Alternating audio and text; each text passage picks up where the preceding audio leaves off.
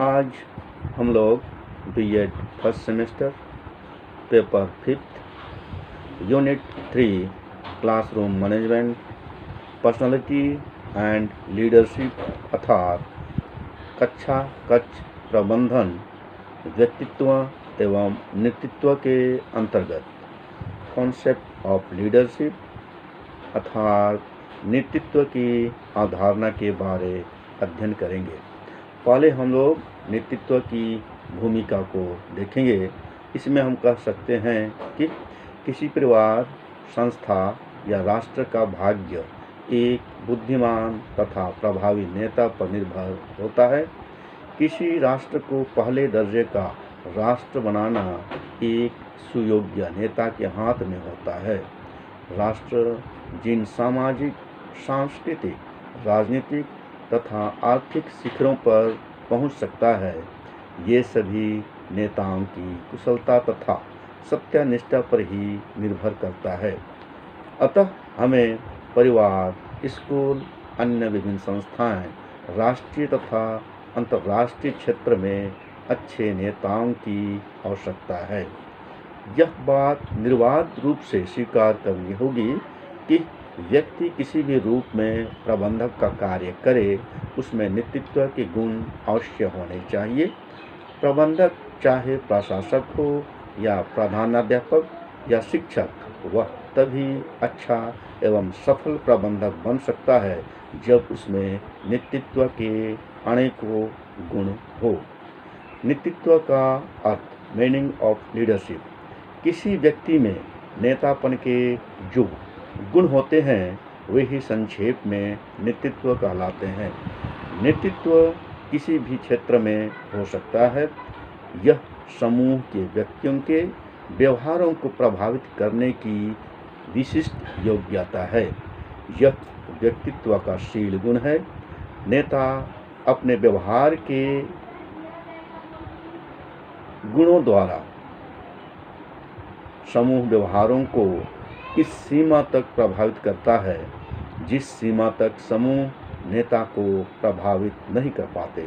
दूसरे शब्दों में, नेता नेतृत्व के कारण समूह के व्यवहारों को अधिक मात्रा में प्रभावित करता है, जबकि समूह उस व्यक्ति के व्यवहारों को उतनी मात्रा में प्रभावित नहीं कर पाते।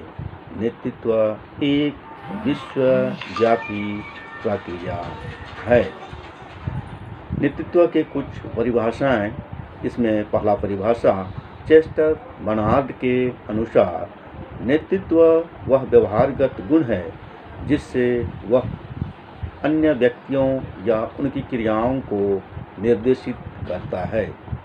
परिभाषा 2, लिंडग्रेन के अनुसार, समूह के ऐसे सदस्य को नेता कहा जाता है जो अपनी पसंद के अनुसार अन्य सदस्यों को व्यवहार करने के लिए अपेक्षाकृत अधिक प्रभाव डालता है।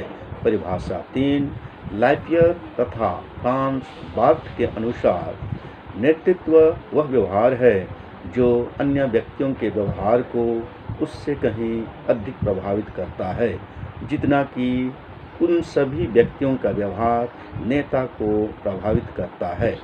अतः संक्षेप में, अपने अनुयायियों के कार्यों तथा विचारों तथा व्यवहारों को प्रभावित कर नई दिशा तथा उद्देश्य प्रदान करने का गुण ही नेतृत्व कहलाता है। नेतृत्व का उद्भव। हम नेतृत्व के उद्भव के संबंध में कह सकते हैं, सामाजिक मनोवैज्ञानिकों एवं समाजशास्त्रियों ने मिलकर कुछ ऐसे कारकों का वर्णन किया है जिनसे समूह में नेतृत्व का उद्भव होता है। कुछ ऐसे मुख्य कारक निम्नांकित हैं। पहला, समूह की जटिलता। समाज एवं राष्ट्र में अनेक समूह हैं। इनमें अनेक जटिलताएं हैं, यथा ईर्ष्या, द्वेष, ऊंच नीच, सामाजिक तथा आर्थिक विषमता आदि। इन्हीं जटिलताओं के कारण इनके समन्वय हेतु नेतृत्व का उद्भव होता है। दूसरा, समूह की संकट अथवा समस्याएं। इन समूहों के अनेक संकट अथवा समस्याएं हैं, यथा गरीबी, अशिक्षा, संसाधनों की कमी, रहन सहन का निम्न स्तर, सामाजिक एवं आर्थिक बुराइयां अथवा कुरीतियां आदि। इनके समाधान अथवा निदान हेतु स्वतः समूह के बीच से ही नेतृत्व का उद्भव होता है। तीसरा, समूह अथवा समुदाय की अस्थिरता।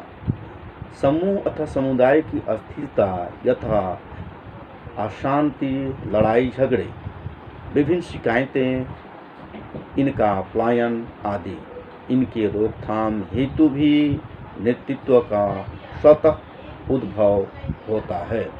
चौथा, अधिकृत अध्यक्षों की असफलता। विभिन्न संस्थाओं को चलाने के लिए अनेक अधिकारी की नियुक्ति होती है, वे उनको चलाने में असमर्थ हो जाते हैं किसी कारण से, तो उन समुदाय और समूह के बीच से ही इन संस्थाओं को सफल संचालन करने के लिए स्वतः ही नेतृत्व का उद्भव होता है। पांचवा है पूर्व नेता की असफलताएं। संस्थाओं एवं स्कूलों तथा राष्ट्रों को चलाने के लिए नेता चुने जाते हैं, कभी कभी एक किसी कारणवश असफल हो जाते हैं। इस असफलता की स्थिति में नए नेतृत्व अर्थात दूसरे नेतृत्व का उद्भव होता है। छठवां, व्यक्तित्व संबंधी कारक। व्यक्ति अनेक व्यक्तित्व संबंधी गुणों से भरा पड़ा रहता है, यथा वंशानुक्रम, बुद्धि, उनकी मानसिक स्थिति, उनकी सामाजिक एवं आर्थिक स्थितियाँ, पर्यावरण संबंधी अनेक कारक जो नकारात्मक प्रभावों के कारण भी नेतृत्व का उद्भव होता है। इस तरह से हम कह सकते हैं कि नेतृत्व का उद्भव अनेक कारणों से होता है।